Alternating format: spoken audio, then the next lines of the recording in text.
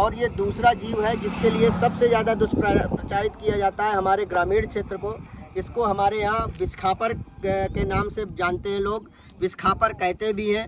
जबकि इसके अंदर विष जैसा कोई भी किसी तरह का कोई पदार्थ होता ही नहीं है। ना ही इसके मुंह में किसी तरह का कोई दांत होते हैं ऐसे जो जैसे कि एक सांप में पाए जाते हैं विष छोड़ने वाले, और ना ही इसके अंदर कोई विष की किसी भी तरह की कोई थैली होती है जिससे इसको ये आइडेंटिफाई किया जाए कि ये विषैला है। और अभी तक जीव जगत में किसी भी साइंस के द्वारा किसी भी तरह से इसको आइडेंटिफाई नहीं किया गया है कि ये एक विषैला जानवर है। इसका इंग्लिश नाम मॉनिटर लिजर्ड है।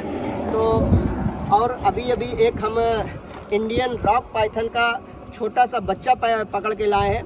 तो अब हम तीनों जानवरों को, तीनों जीवों को हम यहाँ पर रिलीज़ करने आए हैं। आइए सबसे पहले हम रिलीज़ करते हैं इस मॉनिटर लिजर्ड को। मॉनिटर लिजर्ड एक बहुत ही शर्मीला जीव होता है जो देखते ही आपको भागने का प्रयत्न करता है।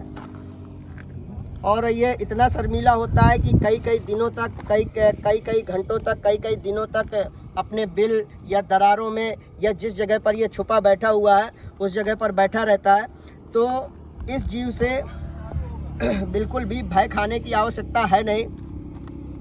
ये देखिए, यही वो जीव है जिस झोले में मैंने बिना देखे हाथ डाल दिया, और उसका कारण यही है कि मुझे इसके बारे में पूरी तरह से ये जानकारी है कि यह एक बिना जहर वाला जीव है।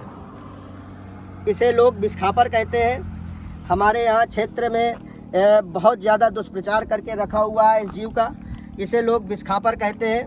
ये डार्क काले रंग की होती है, लेकिन विषखापर जैसा इसके अंदर कुछ भी नहीं होता है, ना किसी तरह की कोई इसमें विष की ग्रंथियाँ होती हैं।